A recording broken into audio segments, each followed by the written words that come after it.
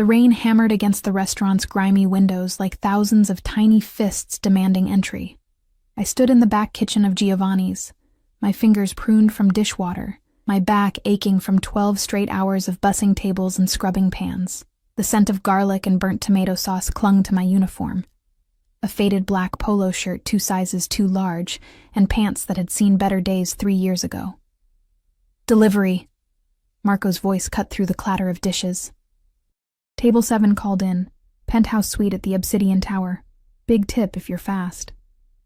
I wiped my hands on my apron, already calculating. The Obsidian Tower was 30 minutes across the city. Gas money. Rent was due in 3 days, and I was still 200 short. My daughter's prescription sat unfilled at the pharmacy. The pharmacist's sympathetic smile burned into my memory from this afternoon. "I'll take it," I said, my voice hoarse from exhaustion.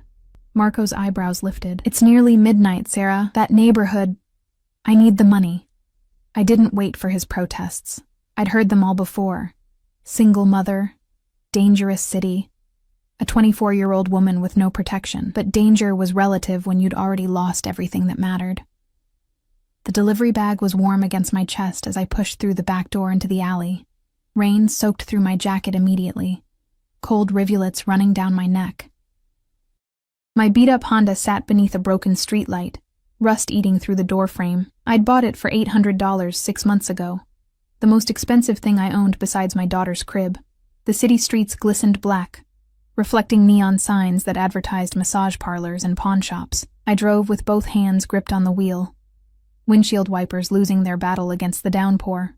The Obsidian Tower loomed ahead like a dark monolith, all glass and steel, utterly foreign to my world of cracked linoleum and flickering fluorescent lights.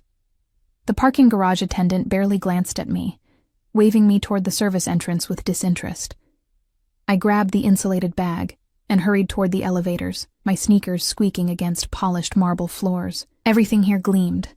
The walls, the floors, even the air seemed cleaner, perfumed with something expensive I couldn't name. The elevator ascended silently. My reflection in the mirrored walls looked small, drowned in oversized clothing, dark circles under my eyes, hair escaping its ponytail in wet strands. I looked away. The penthouse floor opened into a private vestibule, soft lighting, a single door at the end of a short hallway. No sounds except the whisper of ventilation and my own breathing. I knocked twice. Silence. I knocked again. Harder. Delivery from Giovanni's. The door opened a crack, and I found myself staring at a wall of muscle in an expensive black suit. The man's face was stone, his eyes flat and assessing. A scar ran from his temple to his jaw. "The food," I said, lifting the bag slightly. My voice wavered. Something felt wrong. The air tasted metallic, sharp. The door opened wider. The man stepped aside. Inside. "I just need a signature. Inside." Not a request. My instincts screamed at me to run. But I thought of the pharmacy, of my daughter's fever last night, of the eviction notice tucked into my purse. I stepped over the threshold. The penthouse stretched before me like something from a magazine. Floor-to-ceiling windows showcased the rain-drenched cityscape, lightning occasionally illuminating clouds in brilliant flashes. Dark leather furniture. Abstract art on the walls. The scent of expensive cologne and cigar smoke. 4 men stood in the living area. They turned as one when I entered, and every cell in my body recognized predators. They wore casual clothes, jeans, leather jackets, but they moved with coordinated precision. One held a gun casually at his side. My hands went numb. The delivery bag slipped, and I caught it clumsily. "Who the fuck is this?" one of them demanded. His accent thick. Eastern European? Maybe Russian? "Delivery girl," the scarred man behind me said. "She just arrived." They looked at each other, some silent communication passing between them. My heart hammered so hard I could feel it in my throat. "Bad timing, sweetheart," the man with the gun said. He was younger than the others, maybe 30, with cold blue eyes. "Very bad timing. I'll just..." I backed toward the door, but the scarred man blocked my path. A sound from the hallway made everyone freeze. Footsteps, confident, unhurried. The 4 men tensed, weapons appearing in hands with practiced speed. The door opened.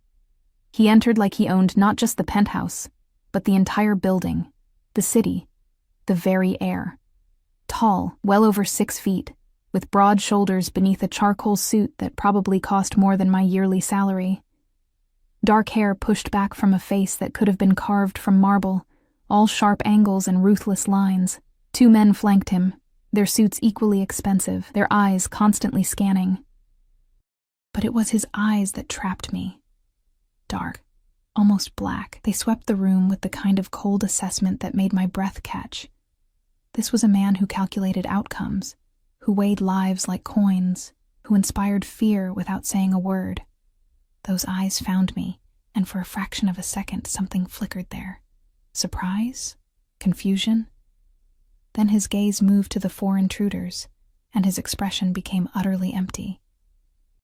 "Gentlemen," he said, his voice deep, controlled, with an accent I couldn't place. Maybe Italian, but smoothed by years of something. "I don't recall inviting you. Konstantin Volkov sends his regards," the man with the gun said, raising the weapon. "Your time is up, Dante Moretti." The name hit me like a slap, Dante Moretti. Even I, who avoided news and lived in my small bubble of survival, had heard whispers of that name, the city's ghost king, the man who controlled everything from the shadows. Mafia boss, murderer, untouchable. And I was standing in his penthouse while 4 men pointed guns at him. Dante's expression didn't change. "I see Konstantin still lacks imagination. Sending 4 men?" His lips curved slightly, not quite a smile. "He overestimates me or underestimates you. Either way, disappointing." Enough talk. Everything happened at once. The 4 men moved simultaneously, weapons rising. Dante's bodyguards reacted, reaching for their guns. Time seemed to slow, every detail crystallizing with horrifying clarity, and I moved. I didn't think. Thinking was for people with options, with safety nets, with futures. I was a woman who'd survived an abusive relationship, who'd fled with nothing but her daughter and a desperate hope. I was someone who'd learned that sometimes you fought, not because you were brave, but because you had no other choice. My hand found the delivery bag. The metal containers inside, heavy, hot, solid. I swung. The bag connected with the nearest gunman's wrist with a crack that echoed through the penthouse. His weapon flew from his grip, skittering across the marble floor. Scalding marinara sauce exploded from the container, spraying across his face. He screamed. I dove for the fallen gun. My fingers closed around cold metal just as hands grabbed my shoulders, yanking me backward.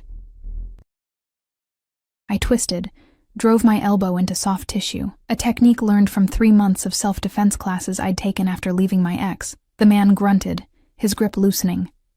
Gunfire erupted. The sound was deafening, nothing like the movies. Glass shattered. Someone shouted in Italian. I hit the floor.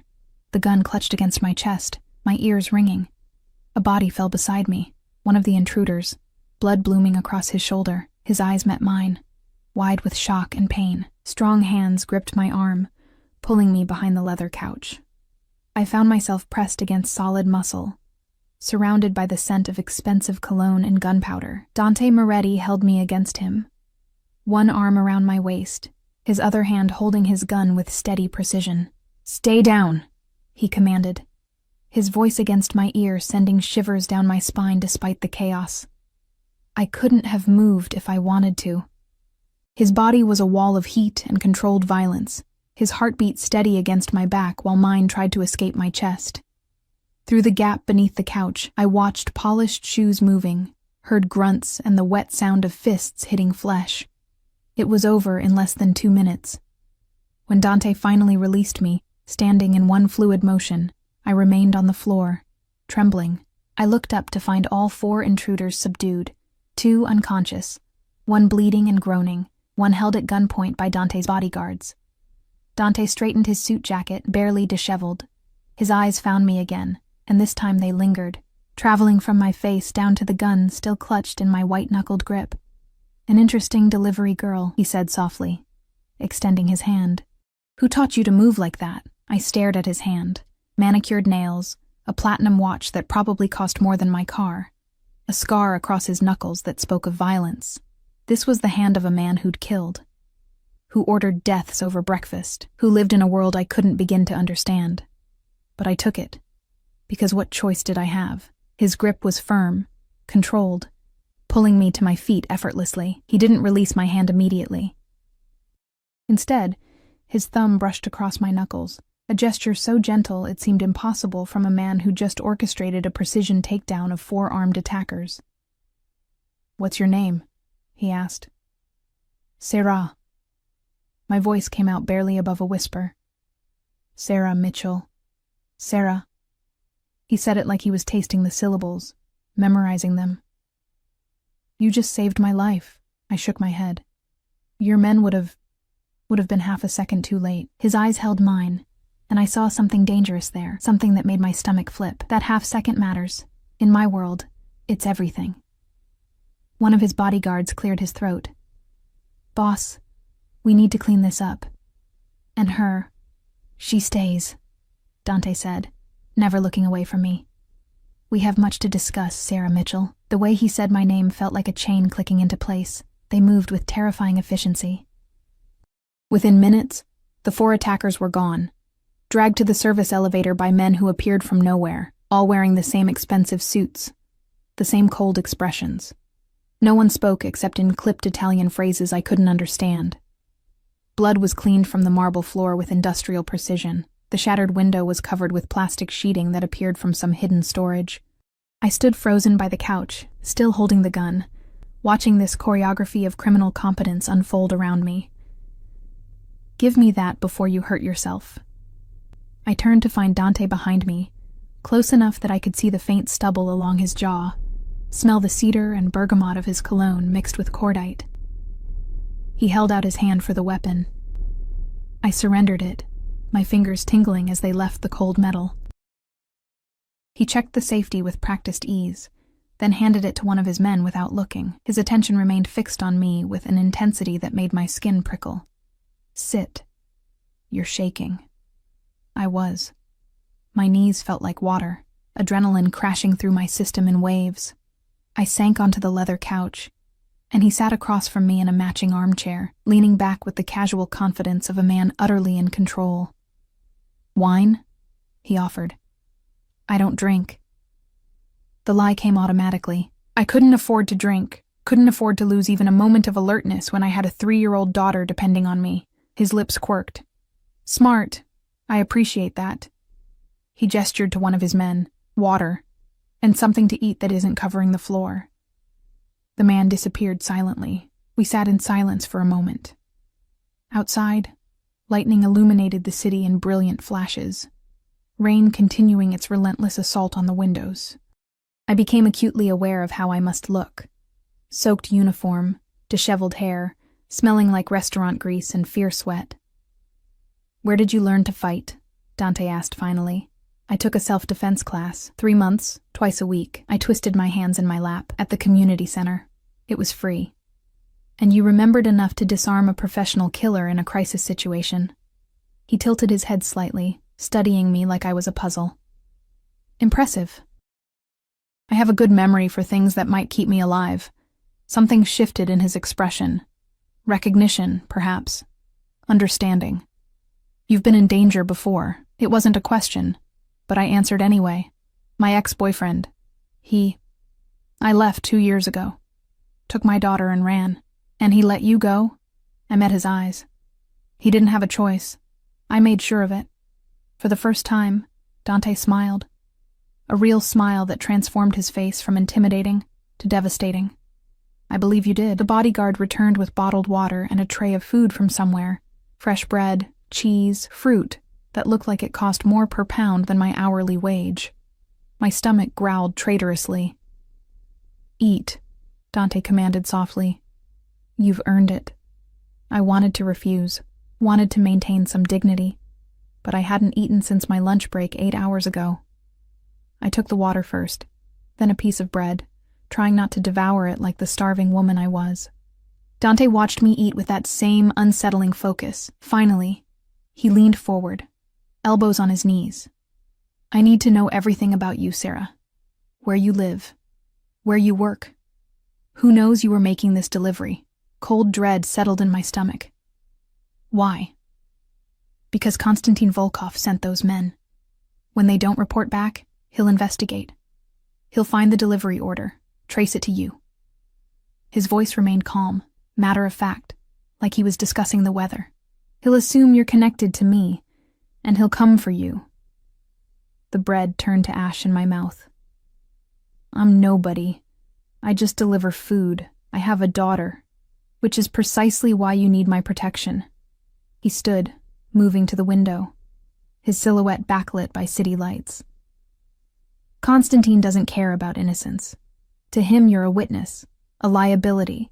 He'll eliminate you without hesitation. My hands trembled, water sloshing in the bottle. What do you want from me? He turned, and the look on his face made my breath catch. I want you to disappear. Tonight, you and your daughter. I'll provide a safe house, security, everything you need. I can't just disappear. I have a job, responsibilities. You had a job. His tone hardened slightly. The moment you walked into this penthouse, your old life ended. You can either accept that and let me protect you, or you can go home and wait for Konstantin's men to find you. They won't be as merciful as I am. The word merciful from a mafia boss would have been laughable in any other context. But I'd seen the bodies dragged away, seen the cold efficiency of his organization. This man dealt in violence and control, and now I was caught in his web. My daughter, I whispered. She's with my neighbor, Mrs. Chen. She babysits when I work night shifts. Dante pulled out his phone. No, 3 phones from different pockets, and selected one. He spoke rapid Italian to whoever answered, then switched to English. I need a protective detail at this address immediately. He looked at me expectantly. I gave him my address, each word feeling like a betrayal of the small life I'd built. Bring the child and the neighbor to the Riverside property. Secure the perimeter. No one in or out without my authorization. He ended the call. They'll be here within the hour. Mrs. Chen will be terrified. Mrs. Chen will be alive. So will your daughter. That's what matters. He moved closer, crouching in front of me so we were eye level. This close, I could see the faint lines around his eyes, the small scar on his chin, the absolute certainty in his gaze. I don't know you, Sarah Mitchell, but you saved my life tonight, whether you intended to or not. In my world, that creates a debt, and I always pay my debts. I don't want your money. Good, because what I'm offering is far more valuable. His hand reached out, fingers grazing my jaw in a touch so gentle it seemed impossible. I'm offering you a chance to never be afraid again, to never worry about rent or medicine or men who hurt women. I'm offering you my protection. Protection comes with a price, always. He didn't deny it, but perhaps not the price you're imagining.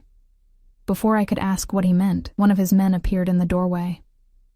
Boss, Volkov's people are moving. We have reports of crews checking hospitals, police scanners. They're looking for their men. Dante stood immediately, the gentleman vanishing, replaced by the cold strategist. Lockdown protocol. Move Sarah and her family to Riverside immediately. I want 24-hour rotation. Best men only. He glanced at me.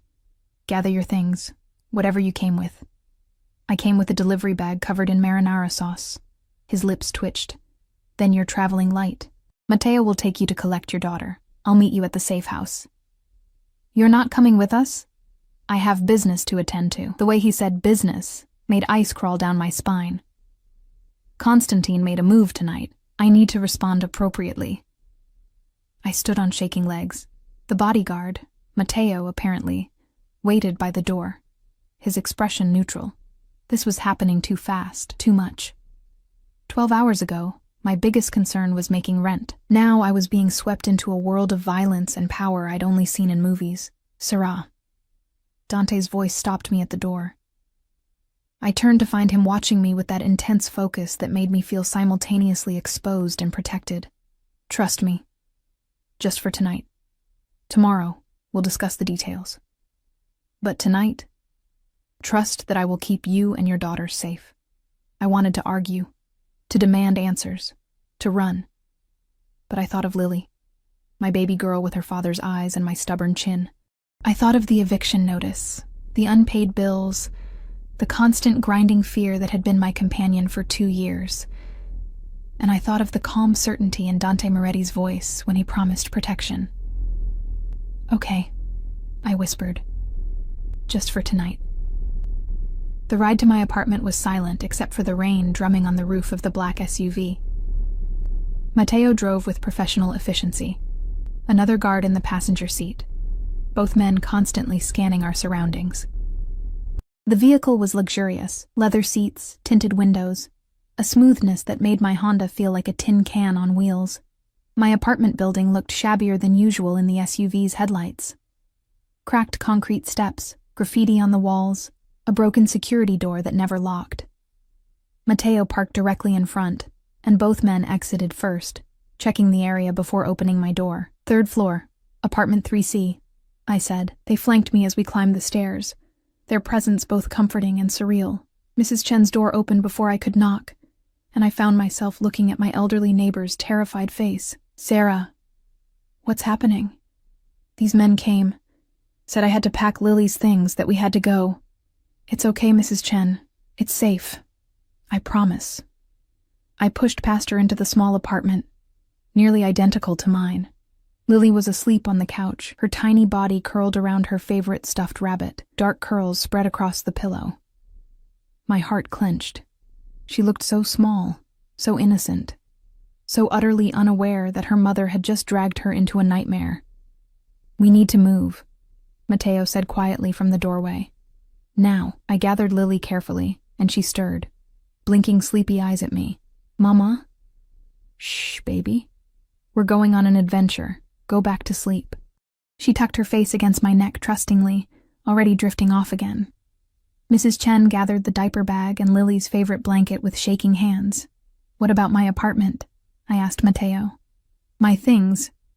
We'll send someone tomorrow to collect whatever you need. Right now, we leave." The safe house was 40 minutes outside the city, a sprawling property hidden behind high walls and electronic gates. The main house was modern, all glass and clean lines, lit from within like a jewel box. Gardens surrounded it, manicured even in the rain, with security lights illuminating the perimeter. Mateo pulled into a circular driveway, where another SUV was already parked. Men in dark suits moved in the shadows, their presence both obvious and discreet. A woman appeared at the front door, mid-50s, elegant in casual slacks and a cashmere sweater, her gray hair pulled back in a neat bun. "I'm Elena," she said with a warm smile that seemed genuine despite the circumstances. "I manage the household. Come, let me show you to your rooms." The interior was beautiful, hardwood floors, expensive furniture, artwork on the walls, but it was also clearly fortified. I noticed the security cameras, the reinforced doors, the way every window had both curtains and metal shutters. "The child's room is here," Elena said, opening a door to reveal a space that looked like something from a magazine. Soft pink walls, a beautiful crib, toys arranged on shelves. I took the liberty of preparing it. "If there's anything else you need, this is too much," I whispered. "Mr. Moretti insists on the best for his guests." Elena's smile was knowing. "Please make yourselves comfortable. I'll bring you some tea." I laid Lily in the crib, covering her with her worn blanket that looked ridiculous in this pristine room. She sighed contentedly, completely oblivious. Mrs. Chen touched my arm. "Sarah, what have you gotten involved in?" "I don't know," I admitted. "But it's going to be okay. It has to be." The words felt like a prayer to a God I wasn't sure was listening. I didn't sleep. How could I, in a stranger's house, surrounded by armed men, my daughter breathing softly in the next room while somewhere in the city, a Mafia war might be brewing because of me? I sat in the window seat of my assigned bedroom, a space larger than my entire apartment, with a king-sized bed covered in Egyptian cotton sheets and an ensuite bathroom with marble countertops.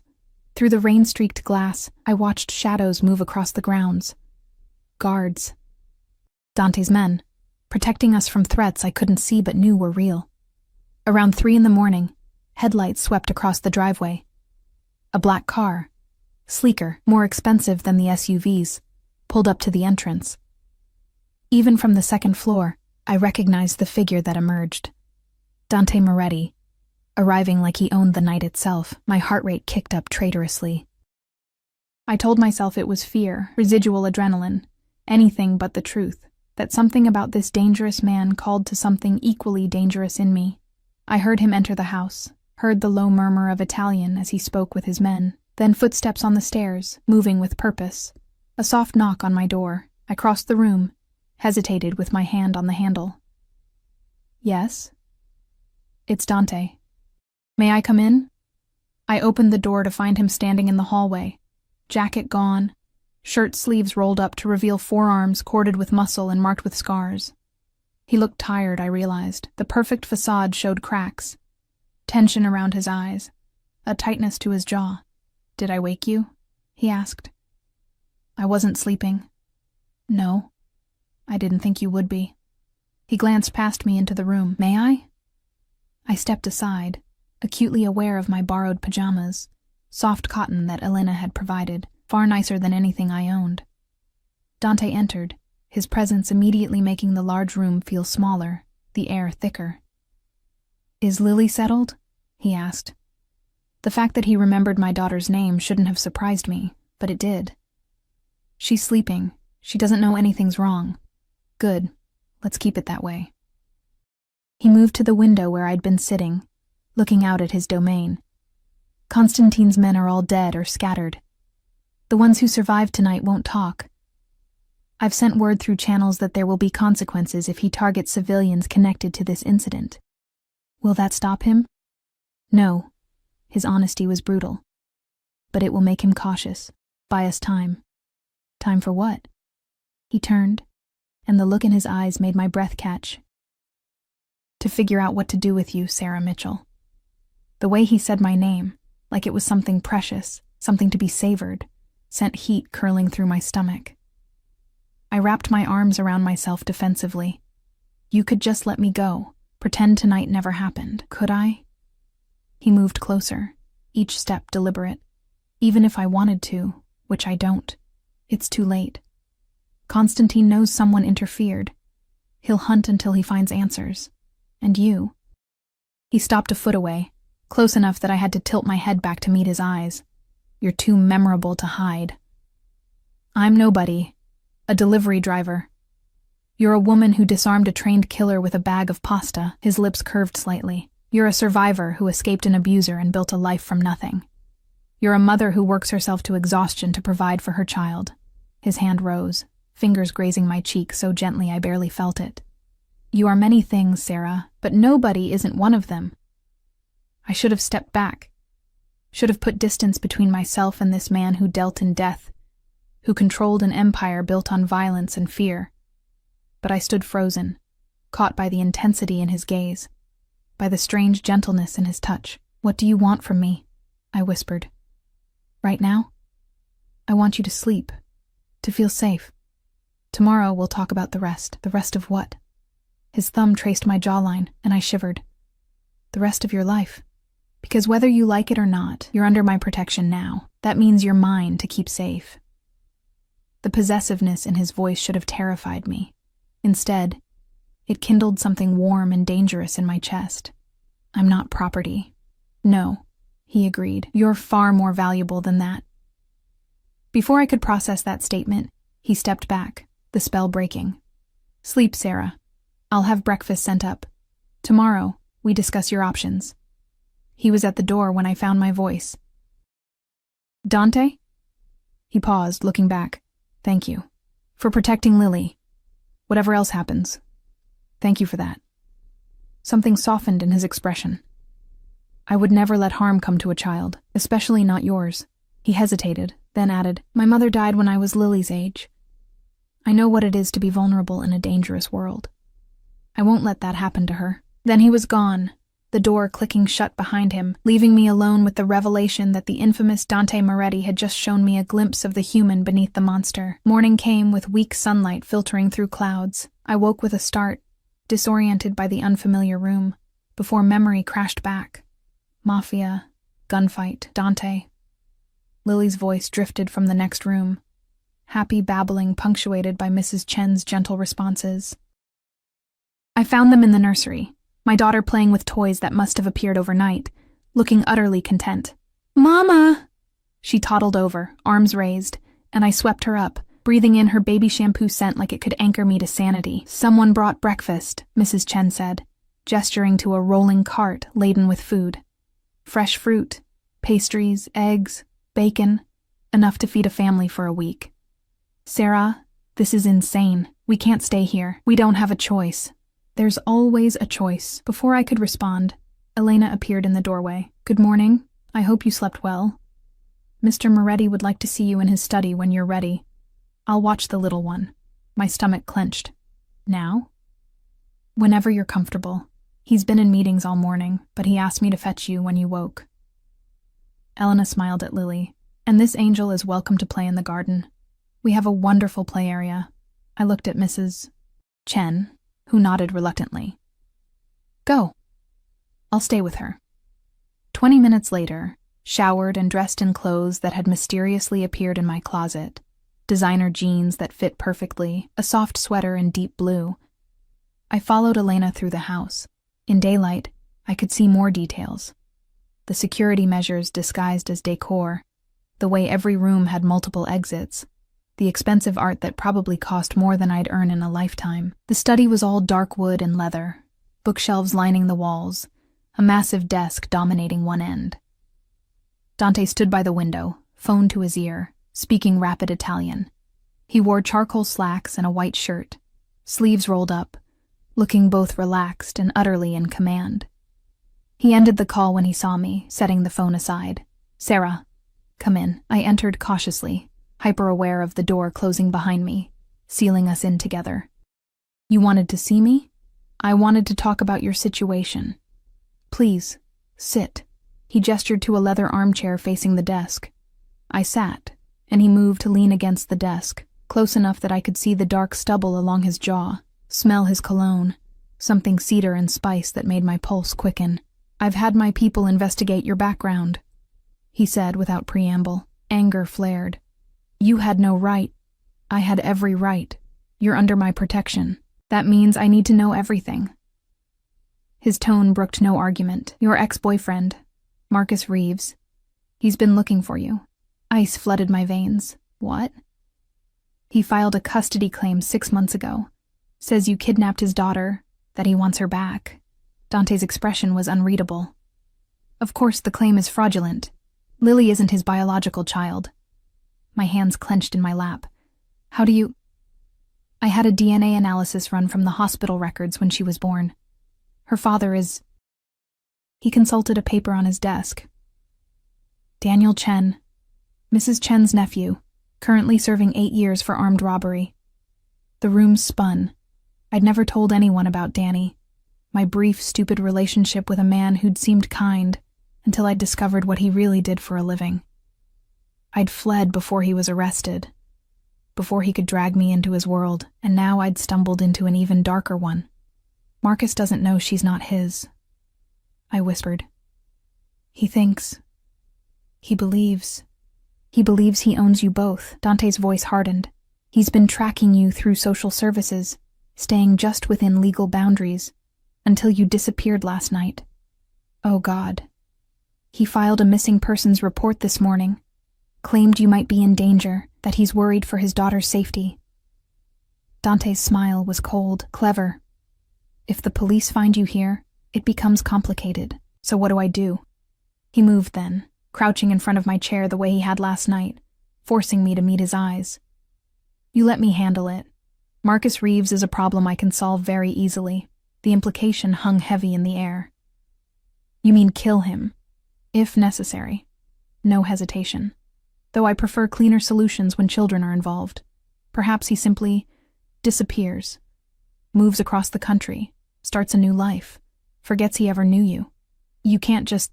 Sarah. His hands covered mine, warm and strong. "What did Marcus do to you?" I tried to pull away, but he held firm, not painfully, but unyielding. "It doesn't matter." "It matters to me." The gentleness in his voice broke something in me. Words spilled out, ugly and raw. "He hit me." "Not at first. At first he was perfect, charming, attentive. Then Lily was born. and he changed. Said I'd gotten fat, that I was a bad mother, that no one else would ever want me. He controlled everything. The money, where I went, who I saw. When I tried to leave, my voice cracked. He put me in the hospital, broke 3 ribs in my wrist. Told the doctors I'd fallen down the stairs. Dante's expression never changed, but something dark and terrible flickered in his eyes. How did you escape? Danny's sister, Mrs. Chen's daughter. She helped me. Got me and Lily out while Marcus was at work. Drove us to a women's shelter 3 states away. I changed my name, got a new ID, started over. I laughed bitterly. Thought I was safe. You are safe. Dante's grip tightened. Marcus Reeves will never touch you again. I promise you that. Why? The question burst out. Why do you care? You don't know me. I'm nothing to you. You saved my life. Your men would have... Stop saying that. He stood abruptly, pulling me up with him. We were inches apart, his hand still holding mine. You acted when you could have run. You chose to fight instead of hide. Do you know how rare that is? How valuable? I'm not valuable, I'm a mess. A broke single mother with an abusive ex and a criminal baby daddy who doesn't even know she exists. You're a survivor. His voice dropped, intimate. You're strong and smart and brave. And you're exactly the kind of person I want in my life. The air between us crackled with tension. I should have stepped back, should have remembered who he was, what he did. But all I could think about was the warmth of his hands, the intensity in his eyes, the strange safety I felt in his presence despite every logical reason to run. What are you saying? I whispered. I'm saying I want you to stay. Not as a temporary guest, not just until the threat passes. His thumb traced circles on the back of my hand. I want you here, with me. You and Lily. Protected, provided for, safe. As what? Your mistress? Your kept woman? As whatever you want to be. He released one hand to cut my face. I won't lie to you, Sarah. I'm a dangerous man. I've done terrible things. I'll do more terrible things, but I protect what's mine, and I'm asking you to be mine. My heart hammered against my ribs. This was insane. Impossible. Everything I should refuse. But when I looked into Dante Moretti's eyes, I didn't see a monster. I saw a man offering me something I'd never had. True protection. Real safety. A chance to stop running. I need to think. I managed and think. He stepped back, giving me space. Stay here. Let me handle Marcus and Constantine. Get to know this life. Then decide. A knock on the door interrupted us. One of Dante's men entered, his expression grim. Boss, we have a situation. Marcus Reeves just showed up at Sarah's old apartment with police. He's claiming she kidnapped his daughter. Dante's jaw tightened. And? He has a court order. Emergency custody based on the missing persons report. They're looking for her now. The trap was closing. I could feel it. The walls pressing in. Dante looked at me, and I saw the calculation in his eyes. The strategic mind working through options. Then his expression cleared, and he smiled. A dangerous, predatory smile. Then let's give them something to find, he said. Get the documents ready. All of them. What documents? I asked. He turned to me, and the look on his face made my stomach flip. The ones that prove you're under the protection of someone Marcus Reeves would be very foolish to cross. The ones that make it clear that any attempt to take Lily will result in consequences he can't imagine. What are you going to do? His smile widened. I'm going to pay Mr. Reeves a visit and explain exactly how his life is about to change. The next 6 hours passed in a blur of controlled chaos. Dante disappeared with half his men, leaving Matteo and a full security detail at the house. Elena kept Lily entertained in the garden while Mrs. Chen and I waited in the living room, tension thick enough to choke on. This is madness, Mrs. Chen whispered for the 100th time. We should call the police, tell them everything. And say what? That a Mafia boss is protecting us from my abusive ex-boyfriend? That'll go well. I paced the length of the windows, watching the guards patrol outside. Dante said he'd handle it. And you trust him? A criminal? I stopped, considering. Did I trust him?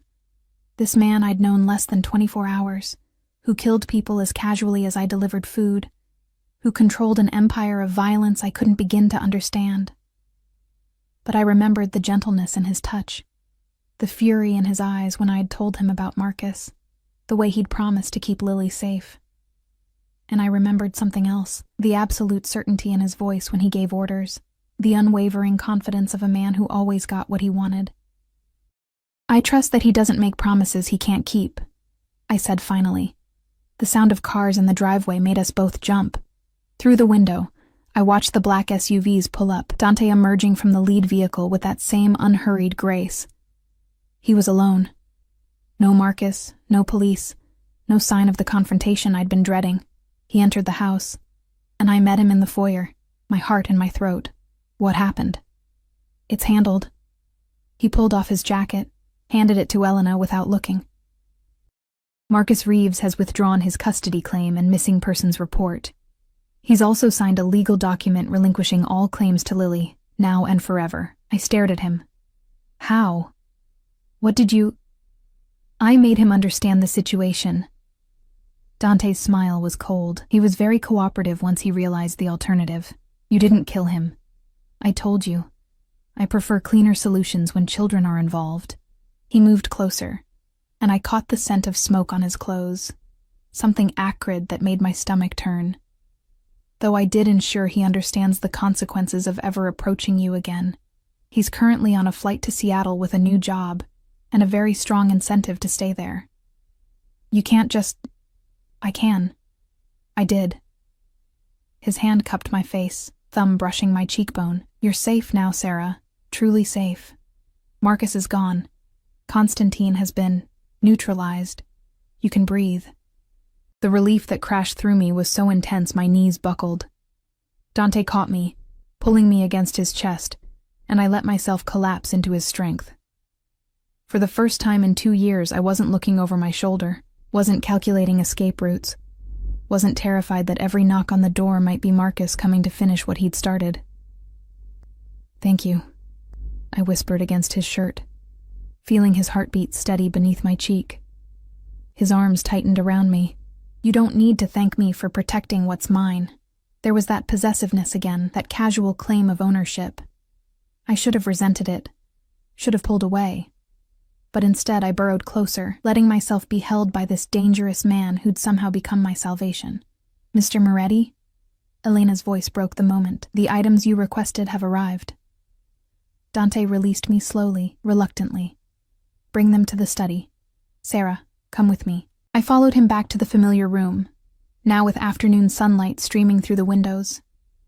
On his desk sat several boxes, sleek white packaging with designer logos I recognized from magazine ads. What is this? I asked. I took the liberty of having some things delivered. Clothes, toiletries, items for Lily. He opened one box to reveal a stunning dress in deep emerald silk. I'm hosting a dinner tonight. I'd like you to attend. My stomach clenched. A dinner? With who? Business associates. People who need to see that you're under my protection. That harming you means answering to me. He pulled out the dress, holding it up to me. This will suit you perfectly. I can't go to a Mafia dinner. You can, and you will. His tone left no room for argument. These people operate on perception. Right now, they're wondering who you are, why I've extended my protection to a stranger. If you hide, they'll see weakness. But if you appear at my side, confident and claimed, he smiled, they'll understand exactly how valuable you are to me. This is insane. I don't know how to act at fancy dinners. I'll embarrass you. Sarah. He set down the dress, gripping my shoulders. You disarmed a trained killer with pasta. You survived an abuser and built a life from nothing. You can handle a dinner party. His eyes softened slightly. Besides, I'll be with you. Every moment. No one will dare make you uncomfortable. The promise in his voice sent warmth through my chest. What if I say no? Then I'll respect that. But I'm asking you to trust me, one evening. Let me show my world that you're important to me. Important. The word hung between us, weighted with meaning I wasn't sure I understood. but I found myself nodding. Okay, one dinner. His smile could have lit the city. Good. Elena will help you get ready. The guests arrive at 8. The dress fit like it had been made for me, which, given Dante's resources, it probably had been. Deep green silk that hugged my curves and fell to mid-thigh, with a neckline that was suggestive without being obscene. Elena had done my makeup, kept my hair simple but elegant, and provided jewelry that probably cost more than my car. I stared at my reflection and didn't recognize the woman looking back. She looked sophisticated, confident, like she belonged in this world of luxury and danger. You look beautiful, Elena said, smiling. Mr. Moretti won't be able to take his eyes off you. That's what I'm afraid of, I muttered. A knock on the door, and Dante entered without waiting for permission. He stopped when he saw me, and something flared in his eyes. Heat and possession, and something darker that made my pulse race. Perfect, he said softly, moving closer. Absolutely perfect. He was devastating in a tailored black suit, dark tie, his hair styled back from his face, the civilized veneer of wealth and power, barely concealing the predator beneath. He offered his arm. Ready? I took it, feeling the solid strength of muscle beneath expensive fabric, as I'll ever be. The dinner was held in the formal dining room, a space I hadn't seen before, all crystal chandeliers and mahogany furniture. 20 people were already mingling, drinks in hand, conversations pausing as we entered. Every eye turned to us, to me. Dante's hand settled possessively on the small of my back. Gentlemen, ladies, allow me to introduce Sarah Mitchell. She's under my personal protection. The message was clear. Touch her and die. An older man approached, silver-haired and distinguished in an expensive suit. Dante, always full of surprises. And who is this lovely creature? Sarah. This is Vincent Calabrese. He oversees our shipping operations. Dante's tone was pleasant, but I felt the warning beneath it. Vincent, mind your manners. Vincent laughed, but his eyes assessed me like I was merchandise. Of course. It's a pleasure, my dear. The evening progressed in a blur of introductions and careful conversations. I learned quickly that everyone here dealt in various criminal enterprises, shipping, construction, waste management, all fronts for money laundering and worse. They spoke in code, euphemisms that barely concealed the violence underlying every transaction. And they all deferred to Dante with a mixture of respect and fear. Dinner was served in courses I couldn't name, paired with wines that probably cost more per bottle than my monthly rent used to be. I sat at Dante's right hand, his presence a constant anchor as I navigated conversations about topics I barely understood. So Sarah, a woman named Isabella asked from across the table, her eyes calculating.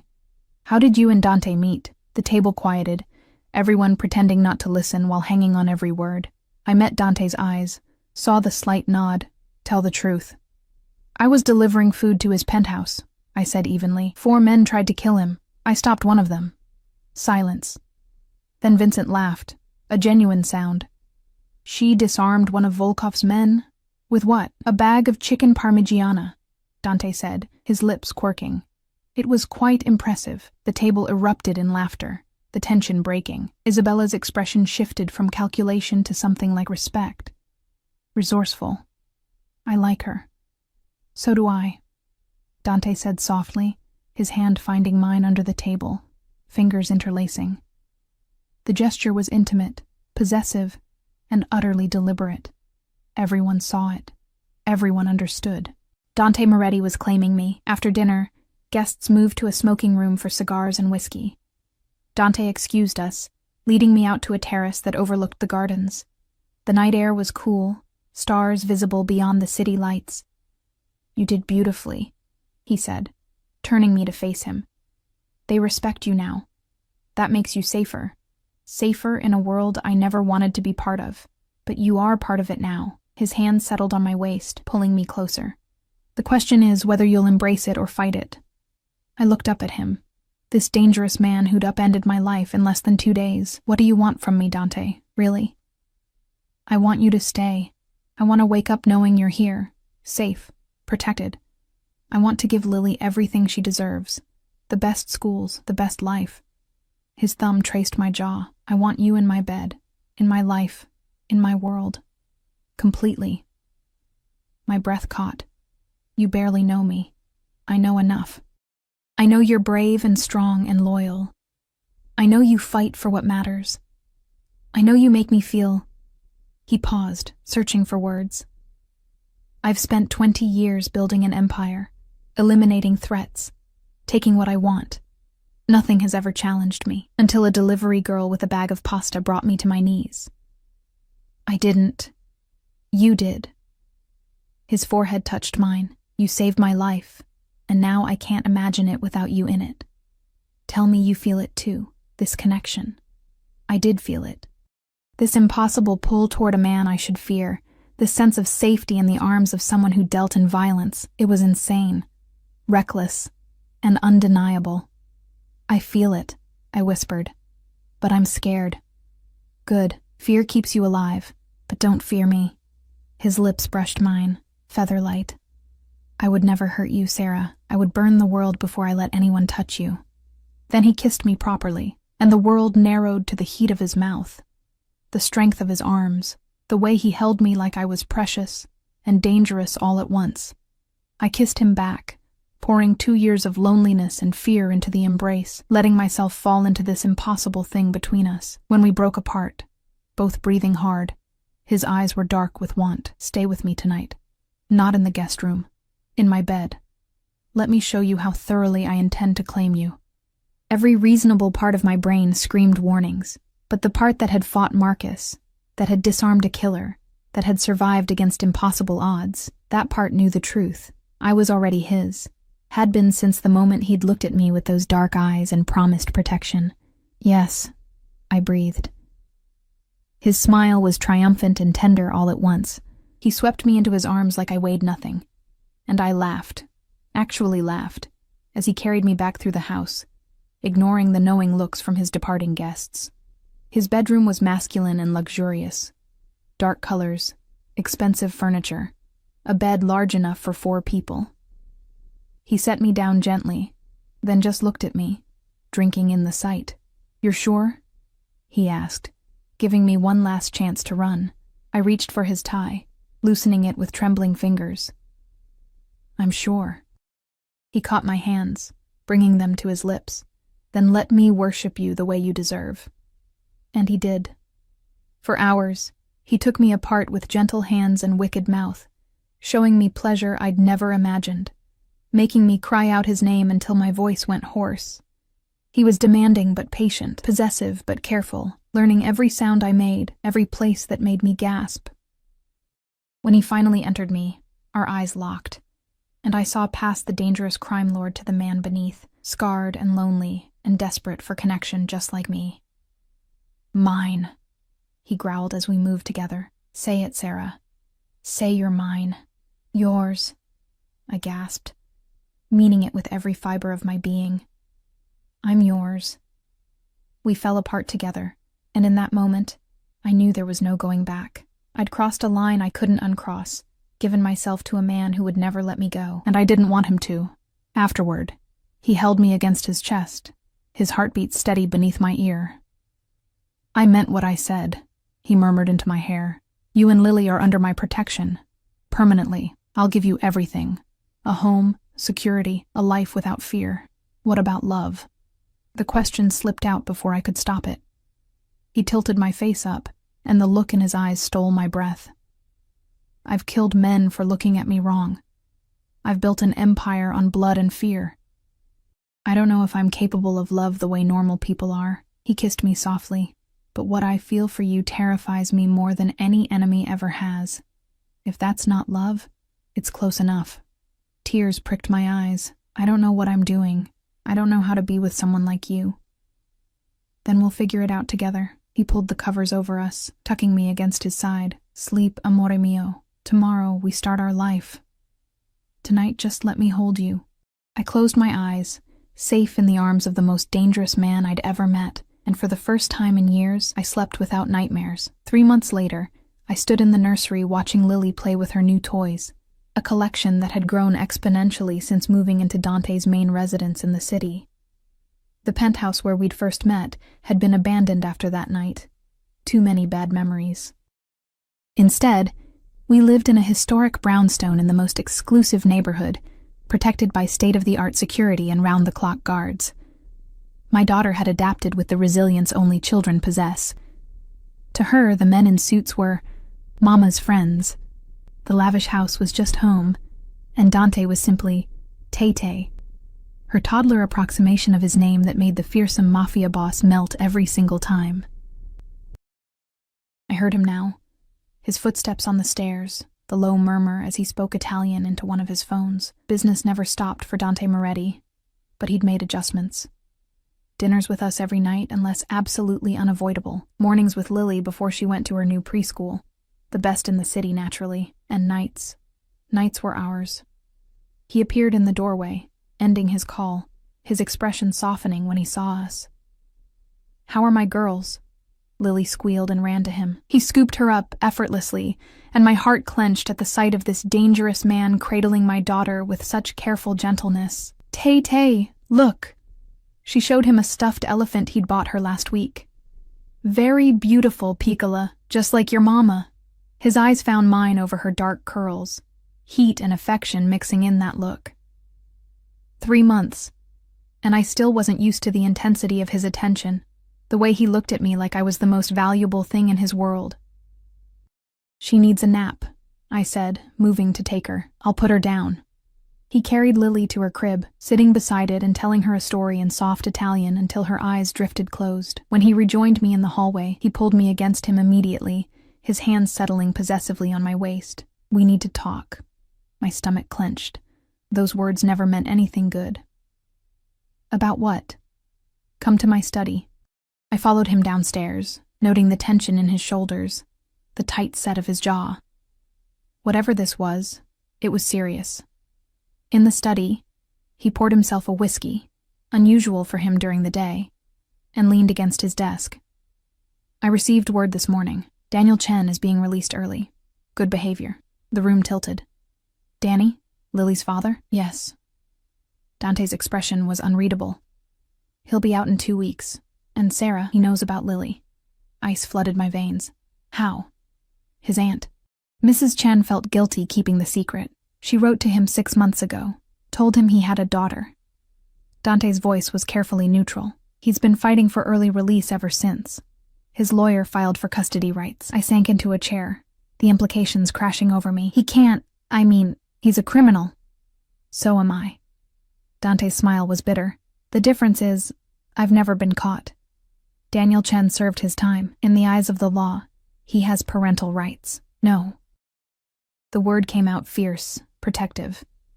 "He abandoned me. He chose crime over building a life. He doesn't get to waltz in now and play daddy." "I agree." Dante set down his glass, moving to crouch in front of me, taking my hands. "Which is why I have a proposition." The way he said it made my pulse race. "What kind of proposition?" "Marry me." I stared at him, certain I'd misheard. "What?" "Marry me, Sarah. Legally. Make Lily mine in the eyes of the law. Adopt her. Give her my name, my protection." His grip tightened. "As my wife and daughter, no judge would dare award custody to an ex-con. Daniel Chen would have to go through me, and he's not that stupid." My mind reeled. Marriage. To Dante Moretti. 3 months ago, I'd been delivering food to survive. Now he was proposing. "You don't want to marry me," I said weakly. "This is just... it's a solution to a problem. It's the solution. And you're wrong. I do want to marry you." He cupped my face, forcing me to meet his eyes. "I told you 3 months ago that I wanted you in my life completely. That hasn't changed. If anything, it's become clearer every day. I want you as my wife. I want Lily as my daughter. I want the world to know you're mine." "Dante, I know I'm not offering you a normal life. I know what I am, what I do. But I can offer you safety, security, a life where you never have to be afraid again." His thumb brushed my cheek. "And I can offer you this, my complete devotion, my protection. Everything I have, everything I am." Tears stung my eyes. "What about love? You said you didn't know if you were capable." I lied. The confession was raw. I've been in love with you since you threw pasta at a contract killer to save my life. I just didn't know how to say it without sounding like a madman. A laugh bubbled out of me, watery and surprised. You're definitely a madman. But I'm your madman. He kissed me softly. Marry me, Sarah. Let me give you my name. Let me protect you and Lily for the rest of my life. Say yes. I looked into his eyes and saw the truth. This dangerous, powerful man loved me, had chosen me, wanted to build a life with me despite coming from completely different worlds. And I loved him too. Tim had fallen for him somewhere between that first terrifying night and now, had learned that beneath the ruthless crime lord was a man capable of tenderness, of devotion, of fierce protection for those he claimed as his. Yes, I whispered. Yes, I'll marry you. His smile was blinding. He kissed me deeply, possessively, claiming my mouth like he was sealing a vow. When we broke apart, he was already pulling out his phone. I'll have everything arranged. We'll marry this weekend. Small ceremony, just family and close associates. Then we'll file the adoption papers immediately. He was already in planning mode, the strategic mind taking over. Daniel Chen won't know what hit him. This weekend? That's 3 days. Long enough. He pulled me to my feet, wrapping his arms around me. I've waited 3 months to make you mine legally. I'm not waiting any longer. The wedding was everything I'd never let myself dream about. Dante insisted on the best, despite the short timeline. A designer gown that fit like a dream, flowers filling the brownstone's garden, a string quartet playing as I walked down the makeshift aisle. Mrs. Chen cried throughout the ceremony, happy tears this time. Elena stood as my maid of honor, having become a friend over the past months. Dante's men lined the garden in their expensive suits, every one of them armed, a reminder that this was still a Mafia wedding no matter how beautiful. And Dante? Dante looked at me like I was the only person in the world as I approached. He wore a tailored tuxedo that emphasized his powerful build, his dark eyes fierce with emotion, as I took his hand. The ceremony was short. We spoke traditional vows, exchanged rings. His a simple platinum band, mine a stunning diamond that probably cost more than most houses.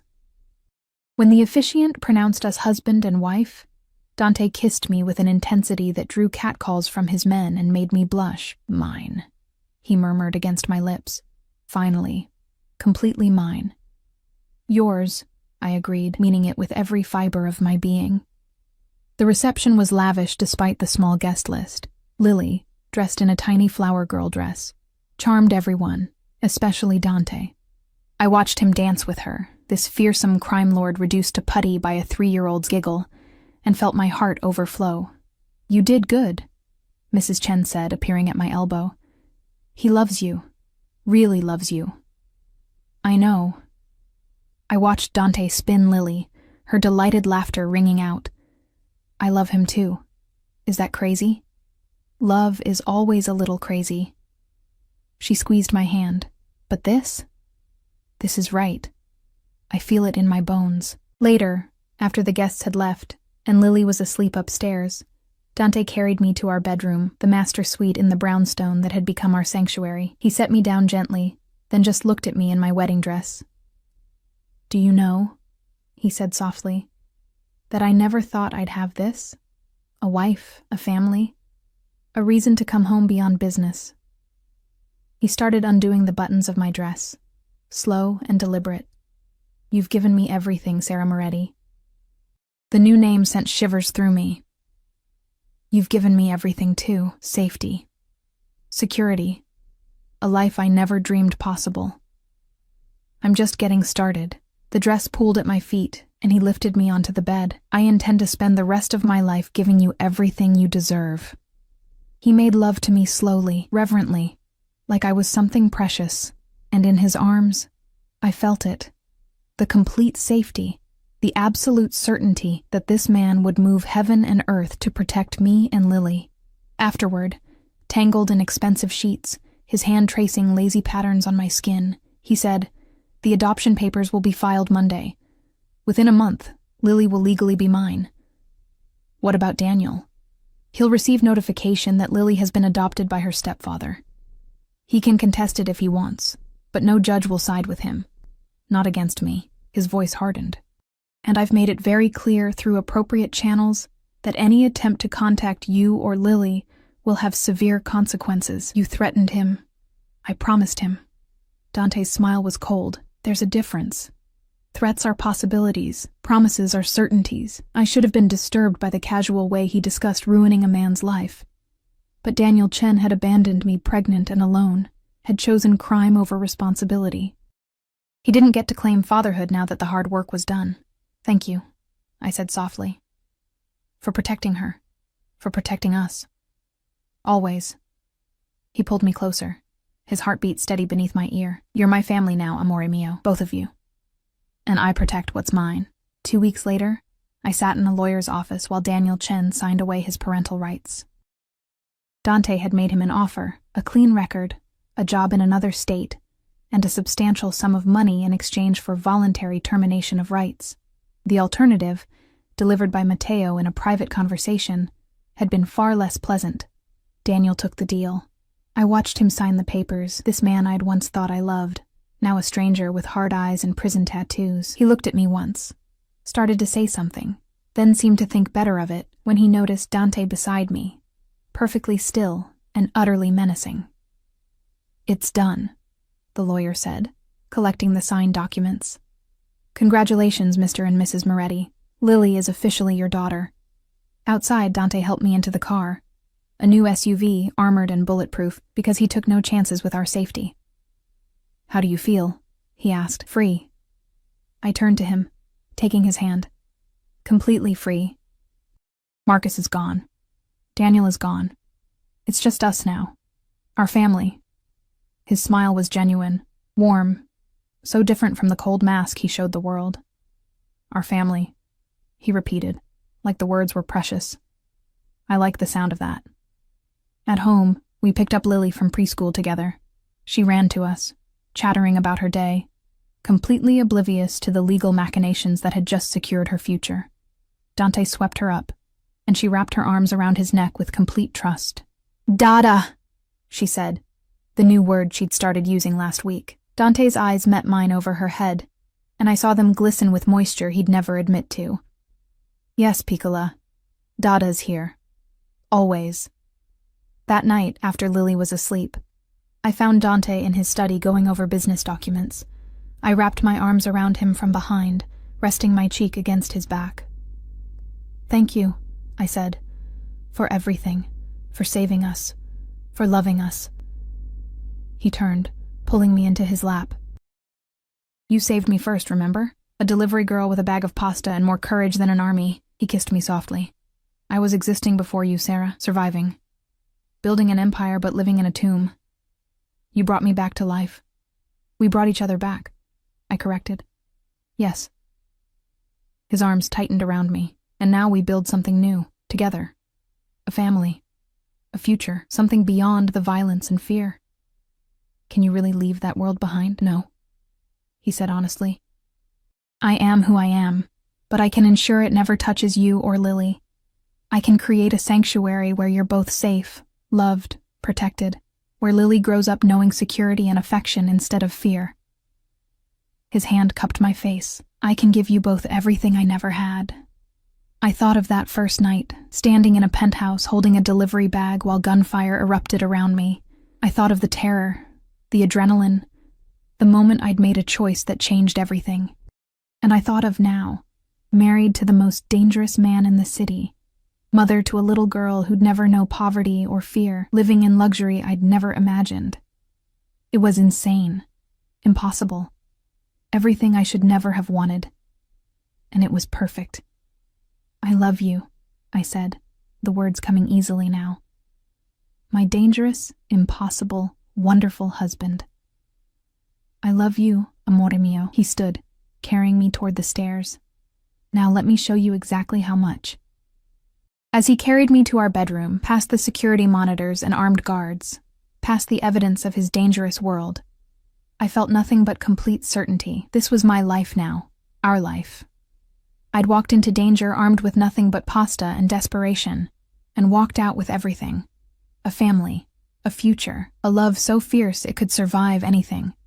And Dante Moretti, former delivery girl's unexpected salvation, ruthless crime lord. And the man who'd promised to burn the world to keep me safe kept every single promise he made. Our story began with violence and fear, with 4 men who attacked a mafia boss and a delivery girl who changed everything with a single impulsive act. But it ended with love, with family, with a little girl calling a dangerous man Dada, and meaning it with her whole heart. It ended with me in the arms of a man who'd given me the world, and the absolute certainty that we'd protect this life we'd built together. No matter what came next, we'd face it the way we'd started, side by side, fierce and unafraid, together.